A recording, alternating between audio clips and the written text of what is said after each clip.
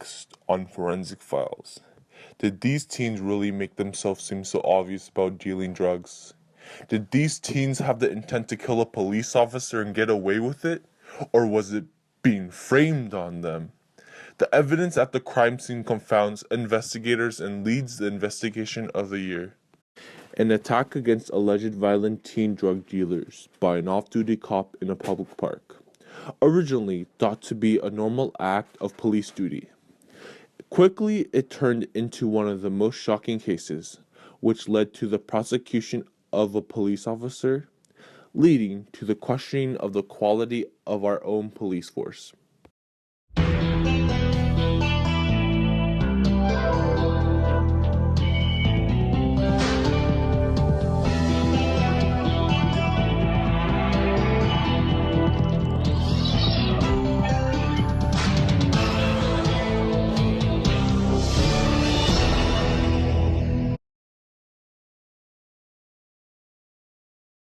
During the summer of 2015, in a public park, a public disturbance ensues regarding two teenagers, Peter Nguyen and Mike No, high schoolers allegedly possessing cocaine with the intent to sell, retaliate against an off-duty cop investigating a possible crime, Sergeant Daryl Smith. The teenagers reportedly attacked the cop, resulting in one killed in combat and one injured. Mike No was placed in jail, facing a sentence for life without parole for assaulting an officer and possession and intent to sell illegal substances, while Peter ended up succumbing to his injuries, dying on the way to the hospital. Investigators visited Daryl's fellow officer, Philip Jackson, to ask for details on Daryl Smith. Alongside him while you're in the force? Daryl, huh? Yeah, we were glad that he came out alive, but we even threw him a celebration party for busting the violators and the drug dealers.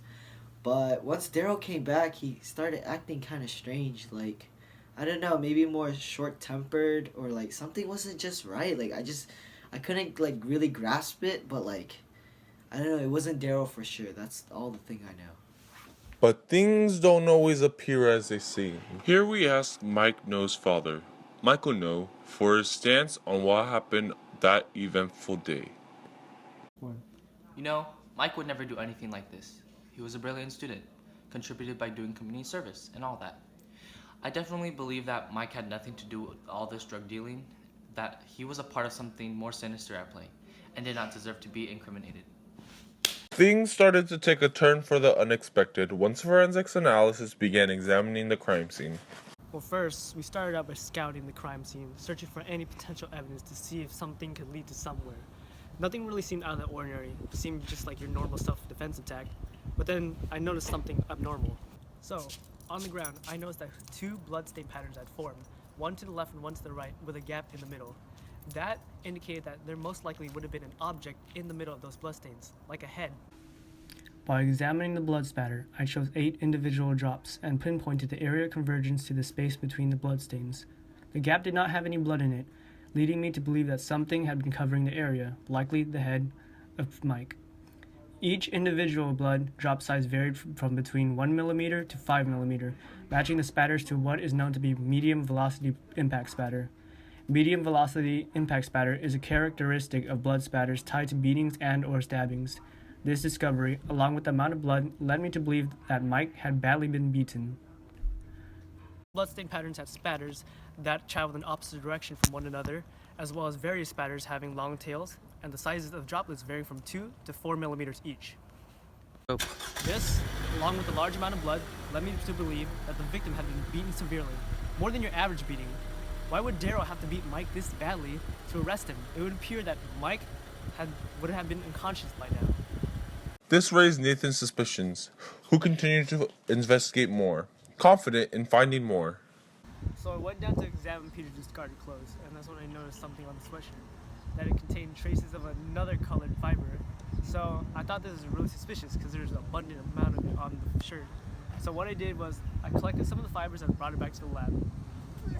It seemed to be a struggle of some sort because there's a large amount of fiber transferred to Peter's sweatshirt.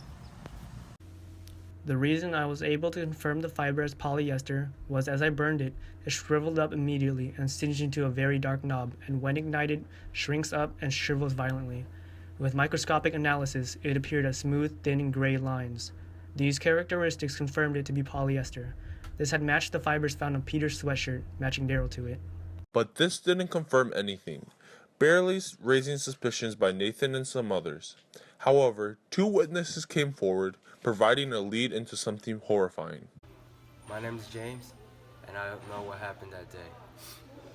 And it was kind of a rush. I remember seeing this man and 2 other guys in front of him.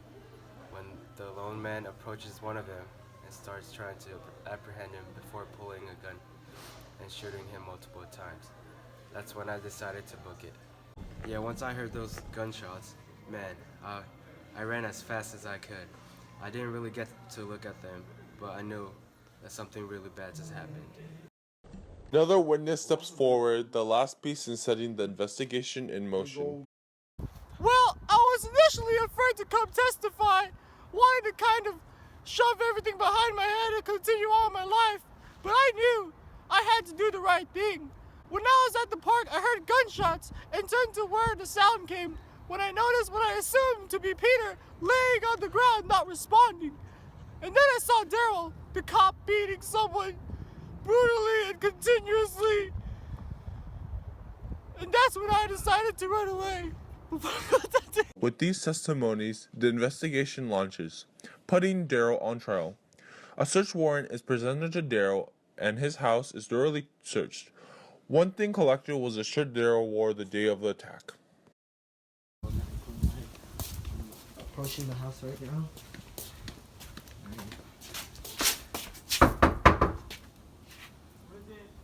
Hey, police!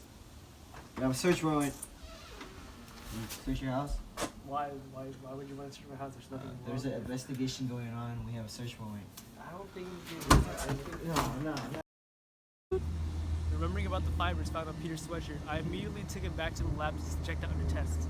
When analyzing the unknown fiber, I found it to be the same color, and when subjected to microscopic and burning tests, we found it to be the same exact match of the fiber found on Peter's sweatshirt, which was cotton. So basically, what that meant was the sweatshirt found at Daryl's house matched the fibers found on Peter's sweatshirt at the time of the scene.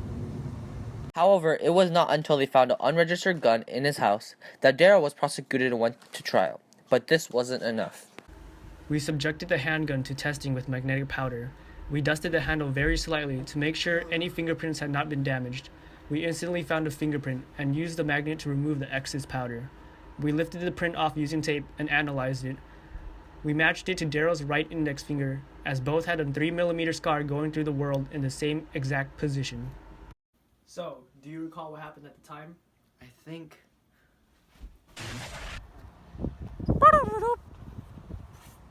Oh shit! Stop. What's this, huh? What's this? What What is the hell this? wasn't even What in is there? this, huh? Get up, What are you get up. talking? You're under What the arrest. hell? You get up. You're under arrest. Oh shit! You're under arrest. Hey, somebody help! Go.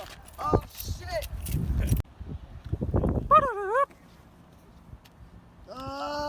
Somebody help! What's this, huh? What's this, What do huh? you mean? What's this? What the Get up. heck? You're under arrest. What the heck? Somebody help! So, doing a second examination of the crime scene, I found the sticker paper crumpled on the ground and remembered the bag of cocaine collected at the crime scene. That bag had a remnants of sticker paper on it, and I thought to myself, what if this sticker paper was originally on that bag, and the bag was police collected evidence? So I went down to the headquarters and compared the sticker paper to remnants on the bag of cocaine, as well as sticker paper provided by the police department, and by running it through tear tests, as well as absorbency tests, they ended up as a match. I'm glad that Mike is free, and even though we mourn the death of Peter, we are all glad that justice was brought to my boy Peter. The evidence provided by Nathan, along with all other pieces of evidence, it successfully incriminated Daryl, and the jury finds him guilty on the charges of first-degree murder, assault, tampering of police evidence, and possession of an unregistered firearm, and is sentenced to life in prison without parole, and Mike is acquitted of all charges. What are you guys doing here? Oh, What's up? What's up? chilling opposite. This is city property. You can't be here. What? We're not breaking any laws or anything. We're not breaking any laws. Against the law, dude. What the? You can't do that. Dude, You can't do that. chill. Relax. Dude, Dude, my my dad's dad's an officer. officer. Chill. What the Stay chill? down, stay down. Chill. No.